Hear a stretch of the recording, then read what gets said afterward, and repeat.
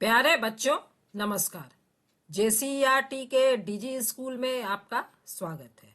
मैं अनुपमा आज आप लोगों के साथ आप लोगों की विज्ञान की पुस्तक विज्ञान की बातें के अध्याय 3 के पाठ जल अनमोल संसाधन पर चर्चा करूंगी।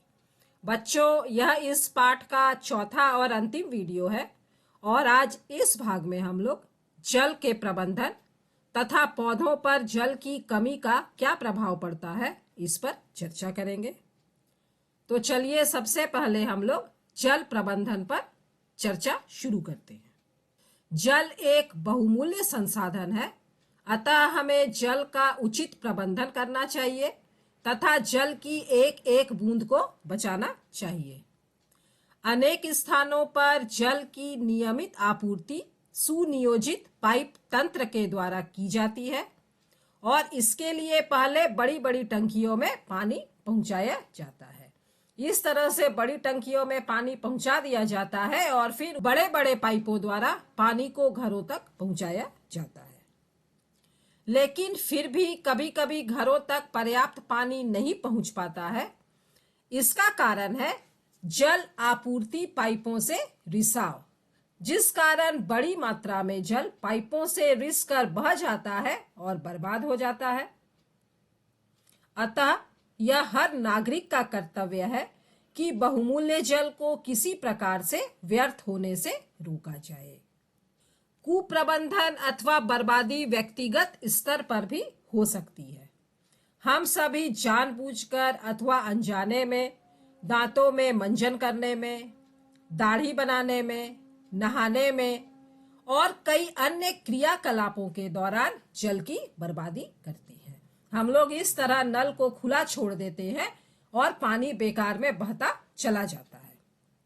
इसी तरह जब हम बर्तन धोते हैं तो भी जब हम बर्तन में साबुन लगाते हैं तो भी नल को खुला छोड़ देते हैं और नलों से पानी बेकार बहता हुआ बर्बाद हो जाता है। त्रुटिपूर्ण टोटियों से जल रिसाव उसकी बर्बादी का एक अन्य स्रोत है। इस तरह से या तो टोटियों से पानी रिसता है या इस तरह से पानी रिस करके बेकार चला जाता है। उपयोग के दौरान जल की बर्बादी से ऐसा प्रतीत होता है जैसे भविष्य में हमें जल की आवश्यकता नहीं होगी। हमने देखा है कि वर्षा के रूप में जो जल हमें प्राप्त होता है उसमें से अधिकांश ऐसे ही बह जाता है और बेकार चला जाता है। यह बहुमूल्य प्राकृतिक संसाधन की बर्बादी है। वर्षा जल का उपयोग भौम जल स्तर की पुनः पूर्ति करने के लिए किया जा सकता है। इस तरह छतों पर जो वर्षा का पानी गिरता है उसे बड़े बड़े टैंकों में या पाइप के द्वारा भूमिगत टैंकों में स्टोर कर लिया जा सकता है और फिर इस तरह से पानी धीरे धीरे रिस कर जमीन में जाता है और भौम जल स्तर को बढ़ा देता है। इसे जल संग्रहण अथवा वर्षा जल संग्रहण रेन वाटर हार्वेस्टिंग कहा जाता है। एक दूसरा तरीका है जल प्रबंधन का बावड़ी बनाना। हमारे देश में अनेक स्थानों पर जल भंडारण और जल की पुनः पूर्ति करने के लिए बावड़ी बनाने की प्रथाओं का सदियों से चलन रहा है। इस तरह से बावड़ी बनाई जाती थी। बावड़ी जल संचित करने का पारंपरिक तरीका था। समय के साथ बावड़ियों का रख रखाव बंद कर दिया गया, जिससे कि इन जलाशयों में धीरे धीरे गाद जमा होती चली गई। जल की अत्यधिक कमी के कारण इन क्षेत्रों के लोगों को इस प्रकार की तकनीकों पर पुनर्विचार करना पड़ा। अतः बावड़ियों को पुनः बनाया जा रहा है या उनकी गाद को साफ किया जा रहा है। जिन स्थानों में बावड़ियों का पुनरुत्थान किया गया है वहां कम वर्षा के बावजूद जल की आवश्यकताओं का प्रबंधन भली भांति हो रहा है। नदियों पर भी छोटे छोटे चेक डैम बनाकर जल को एकत्र कर लिया जाता है और इस तरह एकत्रित किए गए जल से मृदा में अंतःस्रवण की दर को बढ़ा दिया जाता है। भौम जल की पुनः पूर्ति होने से कुओं में भी पानी वर्ष भर उपलब्ध रहता है। साथ ही जो जल बहकर व्यर्थ हो जाता था वह अब सिंचाई के लिए उपलब्ध हो जाता है। इस तरह जमा हुए जल से सिंचाई भी की जाती है। पिछले कुछ वर्षों में देश के साथ झारखंड में भी वर्षा कम हो रही है। साथ ही शहरीकरण के कारण पेड़ों की कटाई, सड़क निर्माण, भवन निर्माण लगातार हो रहा है। इस कारण जल की पुनः पूर्ति में बाधा उत्पन्न हुई है। हम लोगों ने पढ़ा है कि जो पेड़ों की जड़ें हैं ये पानी को रोक के रखती हैं और वह पानी फिर धीरे धीरे जमीन में रिसता है और भूमिगत जल के स्तर को बढ़ाता है। लेकिन मकान बनने के कारण या सड़कें बनने के कारण पेड़ों को काट दिया जा रहा है और जल की पुनः पूर्ति में यह बाधा उत्पन्न कर रहा है। कई स्थानों पर लोगों को जल के लिए घंटों तक कतार में रहना पड़ता है। टैंकरों से पानी पहुंचाया जाता है। जलापूर्ति की राशनिंग होती है। यह निश्चित कर दिया जाता है कि एक परिवार को इतना ही जल दिया जाएगा। अधिकांश समाचार पत्रों में जल संकट के समाचार आते हैं। सरकार इसके लिए हर गांव में डोभा का निर्माण करा रही है। इस तरह से वर्षा के पानी को एकत्र करने के लिए डोभा बनवाया जा रहा है। सरकार इसके लिए अनुदान भी दे रही है। नदियों, तालाबों से गाद की सफाई कर खुदाई कराई जा रही है। किसान भी अपने खेतों में बूंद ड्रिप सिंचाई व्यवस्था द्वारा जल का उपयोग मितव्ययिता से कर सकते हैं। ड्रिप सिंचाई व्यवस्था कम व्यास के पाइपों द्वारा पौधों को पानी देने की तकनीक है और इससे पानी सीधे उनकी जड़ों में गिरता है। और चूंकि पानी बूंद बूंद करके गिरता है इसलिए पानी बेकार भी नहीं होता है। तो ये था बच्चों, हम लोग जल का प्रबंधन किस प्रकार कर सकते हैं और किस तरह अपने बहुमूल्य संसाधन को बचा सकते हैं। चलिए अब हम लोग देखते हैं कि पौधों पर जल की कमी का क्या प्रभाव पड़ता है।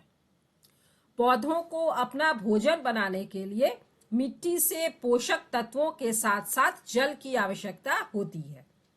आप लोगों ने पढ़ा है कि पौधों की हरी पत्तियां प्रकाश संश्लेषण क्रिया द्वारा अपना भोजन बनाती हैं, जिसके लिए उन्हें सूर्य का प्रकाश, कार्बन डाइऑक्साइड के साथ जल भी चाहिए। पौधों में जो एक्स्ट्रा पानी होता है, अतिरिक्त पानी होता है, वे पौधों की पत्तियां वाष्पोत्सर्जन प्रक्रिया के द्वारा जल वाष्प के रूप में बाहर निकाल देती हैं। इस तरह पौधों की पत्तियों में जो स्टोमेटा होते हैं वे अतिरिक्त जल को पौधों से बाहर निकाल देते हैं। आप लोगों ने बच्चों इस तरह से पत्तियों के ऊपर अतिरिक्त जल को देखा होगा। अगर पौधों को जल प्राप्त नहीं होता है तो जल के अभाव में वे मुरझाने लगते हैं और अंत में सूख जाते हैं। जल के अभाव से पृथ्वी से हरियाली समाप्त हो जाएगी। पौधों पर निर्भर रहने वाले जीव एवं मनुष्य का अस्तित्व भी खतरे में आ जाएगा, क्योंकि हम लोग जानते हैं कि सभी जीव और मनुष्य प्रत्यक्ष या अप्रत्यक्ष रूप से पौधों पर ही निर्भर है। पौधों के न रहने पर न पृथ्वी पर पर्याप्त भोजन, ऑक्सीजन उपलब्ध होगा और न ही पर्याप्त वर्षा होगी। इससे संबंधित अनेकों समस्याएं भी उत्पन्न हो जाएंगी। तो ये था बच्चों हम लोगों का पाठ जल बहुमूल्य संसाधन। चलिए अब हम लोग एक बार फिर से दोहरा लेते हैं कि हम लोगों ने इस पाठ में क्या क्या सीखा। जल 3 अवस्थाओं में पाया जाता है, ठोस, द्रव और गैस। जल सभी जीवों के लिए अनिवार्य है, इसके बिना जीवन असंभव है। जल चक्र के द्वारा जल की आपूर्ति बनी रहती है, फिर भी विश्व के अनेक भागों में उपयोग योग्य जल की कमी है। उद्योगों की तेजी से वृद्धि, बढ़ती जनसंख्या, सिंचाई की बढ़ती आवश्यकताएं और कुप्रबंधन जल की कमी के कुछ कारण हैं। हमें पाइपों द्वारा जल आपूर्ति के समय अथवा और अन्य स्थानों में रिसते नलों के कारण होने वाले जल की बर्बादी के प्रति जागरूक होना चाहिए। झारखंड के विभिन्न भागों में वार्षिक वर्षा की स्थिति भिन्न भिन्न है। विद्यालय स्तर एवं पंचायत स्तर पर जागरूकता अभियान के द्वारा जल को बचाने के उपाय पर चर्चा की जानी चाहिए। समय की मांग है कि हर व्यक्ति जल का उपयोग मितव्ययिता से करे। यदि पौधों को पानी न दिया जाए तो वह मुरझा जाते हैं और अंततः सूख जाते हैं। झारखंड जल पुरुष सिमोन उरांव द्वारा जल संचय के लिए किए गए प्रयासों से प्रेरणा लेनी चाहिए। तो बच्चों, हम लोगों का यह पाठ यहीं पर समाप्त होता है। मुझे उम्मीद है कि यह पाठ आप लोगों को अच्छी तरह समझ में आ गया होगा। मिलते हैं बच्चों अगले वीडियो में, जिसमें हम लोग इस पाठ के अभ्यास में दिए गए प्रश्नों के उत्तरों पर चर्चा करेंगे। तब तक स्वस्थ रहिए, पढ़ते रहिए। Thank you.